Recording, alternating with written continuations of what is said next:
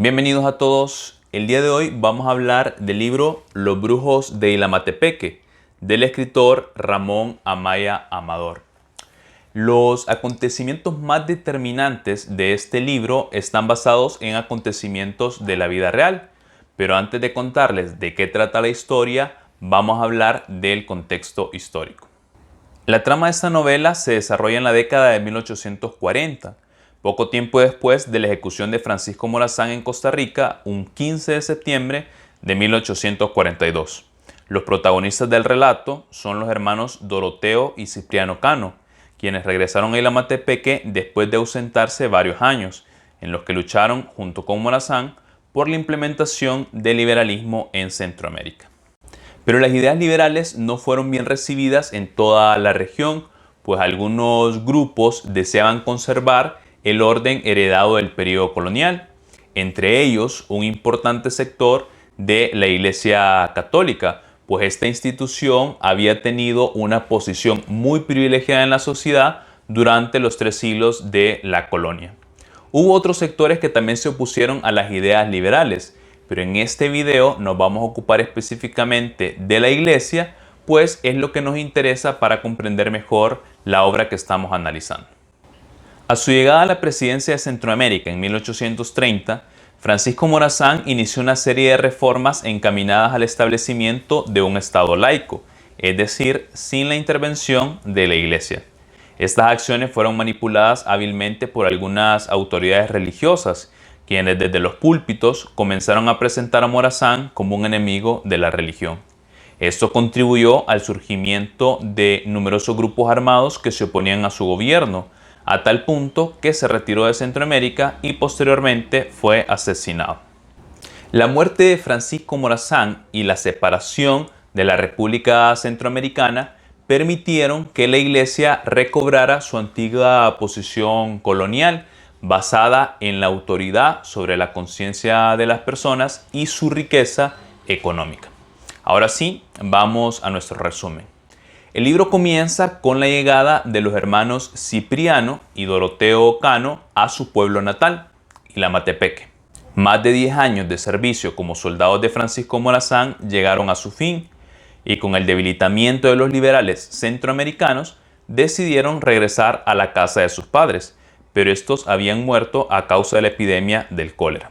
La llegada de los Cano no fue recibida con mucho entusiasmo en el pueblo, pues se había difundido el rumor de que habían pasado los años al servicio de Francisco Morazán, cuya fama era terrible y se acusaba a sus seguidores de ser asesinos, saqueadores y herejes. Esta última acusación, la más grave de todas, pues la Iglesia había sembrado en la conciencia colectiva un repudio hacia todo aquello que atentara contra su doctrina. En la noche de la llegada de los hermanos se armó una fogata que congregó a una cantidad considerable de vecinos, y así los Cano pudieron enterarse de los acontecimientos ocurridos en Ilamatepeque durante los últimos años. Las conversaciones poco a poco comenzaron a entrar en el campo de los sucesos más importantes relacionados con la brujería, y los hermanos comenzaron a jactarse de ser más brujos que nadie. En realidad no practicaban nada cercano a la brujería, sino que simplemente lo decían para divertirse con la gente a costa de algunos trucos que habían aprendido con el paso de los años, algunos de los cuales posteriormente enseñaron a algunas personas. Pero muchos no estuvieron dispuestos a escuchar explicaciones racionales del asunto, y desde esa primera noche en el pueblo, la fama de brujos no se apartó de Doroteo y Cipriano. La situación de los Cano empeoró cuando se enemistaron con el alcalde de Ilamatepeque, Gervasio Lázaro, y su hijo Rogelio. El primero era fiel devoto de la Iglesia y del orden heredado del periodo colonial, así que la presencia de los Cano en el pueblo suponía un desafío para su autoridad. En el caso del segundo, su enemistad fue específicamente con Cipriano, a causa del amor de una joven llamada Eulalia, a quienes ambos pretendían. Pero los hermanos Cano no estaban completamente solos, y el día que se dispusieron a restaurar la casa de sus padres, que se había deteriorado por el paso del tiempo, recibieron la ayuda de muchos vecinos. Cuando terminaron de hacer la restauración, les contaron su fidelidad acerca de la persona de Morazán. Les contaron todas sus aventuras que tuvieron con él a lo largo de Centroamérica y su esperanza de que los liberales se alzaran en armas contra los gobiernos de los conservadores en Centroamérica. También les contaron quién era realmente Francisco Morazán y cuáles eran sus ideales. Los recién llegados, que habían recibido cierta instrucción educativa cuando servían a Morazán, propusieron al alcalde la creación de una escuela en el pueblo, pues a su regreso se dieron cuenta que sus vecinos estaban sumidos en una gran ignorancia. Ante el rechazo de las autoridades, decidieron dar clases en su propia casa, pero a causa del recelo de la gente hacia ellos, solo sus más cercanos amigos se entusiasmaron con este proyecto. Con el paso de los días, se unieron personas de Gualala y Chinda y el grupo de estudiantes ascendió a 12. También acordaron formar entre los integrantes la Asociación Federal de los Hijos de Morazán para estar listos a apoyar cualquier movimiento liberal que surgiera en Honduras y Centroamérica. Otro proyecto en el que los amigos tuvieron un buen suceso fue en la plantación de su milpa. Esto a pesar de que había una sequía bastante fuerte en el pueblo y había arruinado los cultivos de la mayor parte de los vecinos. Pero los miembros del colegio, como se conocía a los hermanos Cano y a sus seguidores, construyeron un canal procedente de una quebrada cercana y de esta forma lograron preservar sus cultivos. Pero entonces ocurrieron varios eventos que poco a poco fueron preparando el final trágico de los hermanos Cano. Dos de sus amigos estaban enfermos de gravedad y al poco tiempo murieron. Los cuidados que comenzó a brindarles Doroteo, pues tenía algunos conocimientos de medicina natural, fueron considerados por la gente del pueblo como actos de brujería, mediante los cuales Doroteo había entregado el alma de estas personas al diablo.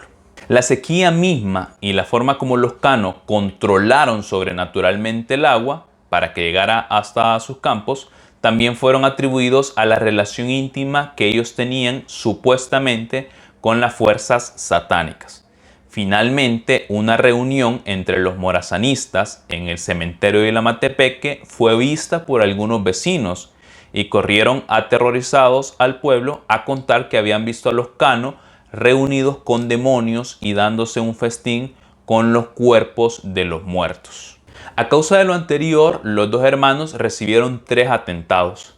El primero de ellos fue un ataque directo contra ellos mismos por parte de algunas personas, del cual salieron bien librados debido a su coraje y a las artes de guerra que habían aprendido durante el tiempo que estuvieron con Morazán. El segundo fue un ataque contra su casa, donde los saqueadores destruyeron parte importante de sus bienes. El último de ellos fue la destrucción del canal que habían construido para regar sus cultivos y la destrucción de los cultivos mismos.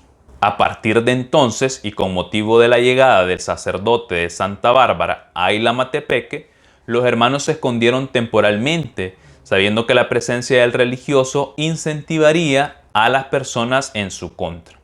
Una noche regresaron en secreto a su casa y se quedaron dormidos sin tomar las precauciones necesarias. De hecho, Cipriano se había quedado dormido junto con Eulalia, quien había llegado a la casa para verlo a escondidas, y cuando la muchacha no apareció, comenzaron a buscarla por todos lados, encontrándola finalmente en la casa de los Cano. Los hermanos no se dieron cuenta de la presencia de los vecinos y fueron capturados. Cuando estaban en la cárcel, la gente llegó a las inmediaciones y comenzó a pedir la ejecución de los hermanos. Las autoridades civiles y religiosas aprovecharon el entusiasmo para decretar una sentencia. Los hermanos Cano debían ser fusilados por ser brujos y practicar la magia negra. Su ejecución es descrita por Ramón Amaya Amador en la siguiente forma. Doroteo y Cipriano tienen un gesto terrible de sufrimiento. Sus rostros están irreconocibles. No les queda espacio ni para la desesperación. Quisieran gritar alto su último viva a su general Morazán, su protesta ante la ignorancia, su repudio al conservatismo clerical, pero sus bocas resecas no se pueden abrir lo suficiente.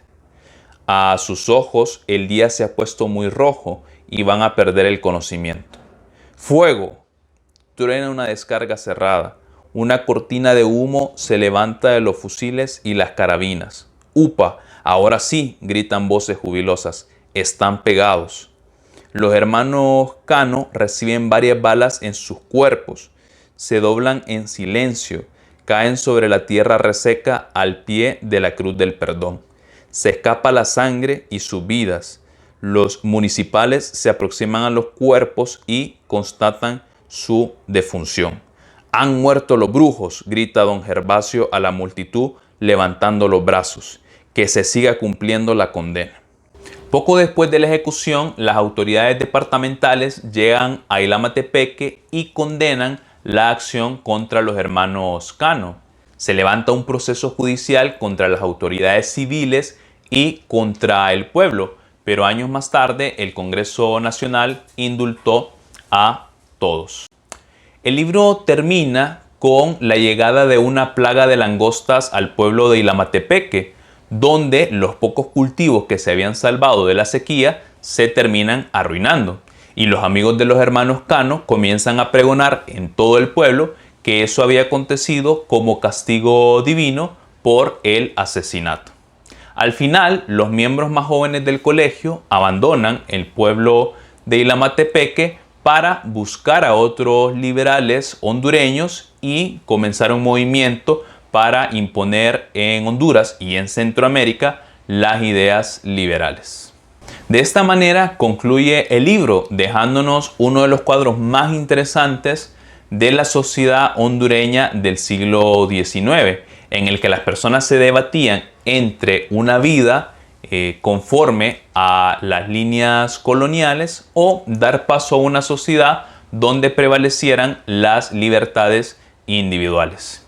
Y bueno, si tienen alguna pregunta, ya saben que lo pueden escribir en la caja de los comentarios y recordarles que no se les olvide suscribirse al canal para recibir notificaciones de los videos que vamos a ir publicando más adelante.